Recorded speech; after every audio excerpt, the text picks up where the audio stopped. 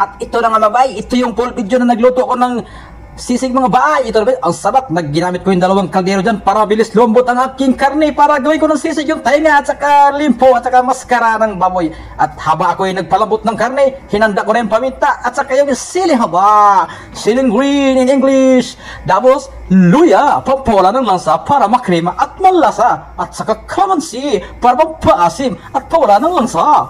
Tsaka white onion at saka puting sibuyas. In English ko lang guys para klaro. At nilagyan ko na rin ng daw laurel mamaya para mawala ang lansa ng sabaw at saka yung amoy.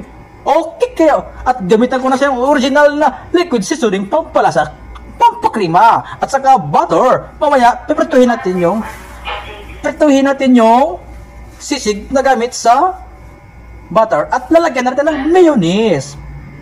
At ito na nga guys, nagpa-uling ako. Ginamitan ko ng magic power. At yung pusa namin, naamoy yung uling kaya nag-meow kasi alam niya mag-ihaw ako. At yung isa naman nainggit at sabi niya meow. Dalihan ko daw, ang sarap-sarap. Okay, oh yeah. At ito na nga guys, nagpa-uling na ako. Ginamitan ko na ng magic power electric fan na maliit na gamit electric fan with no electricity. Okay, para mabilis bumaga ang ating uling at babagahin na niya mamaya at lulutuin ang ating sisig. At ito na nga guys, naamoy ni Miming ang aking nilutong pinalambot na limpo at saka tainga ng baboy at saka muskara ng baboy. Sabi niya, meow, bilisan mo.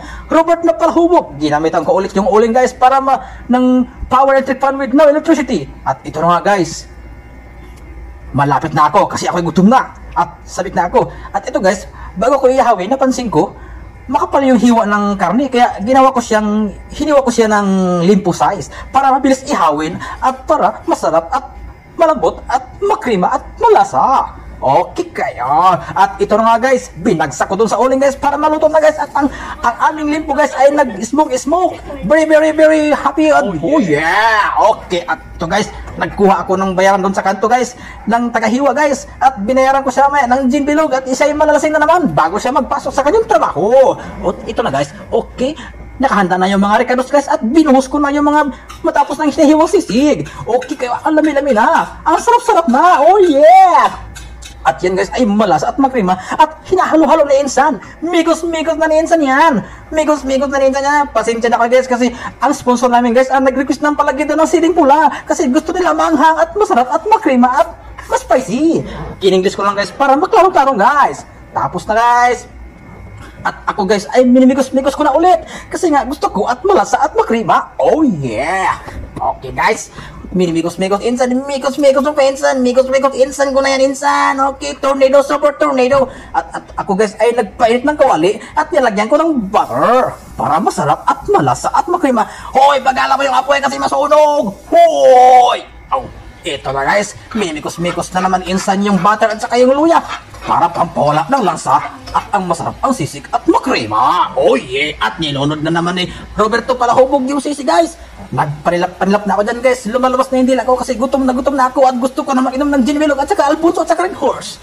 Kasi nga ako ay palahubog at ako ay proud na palahubog.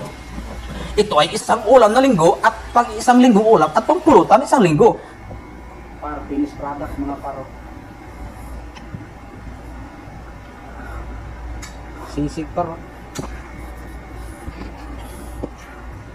Mga 2 kilo paro. Maskara ng baboy at saka tainga. Saka 1 kilong limpo. Pwede na to par. Pampulutan par. Baka may mag-sponsor dyan na gin. Sarap.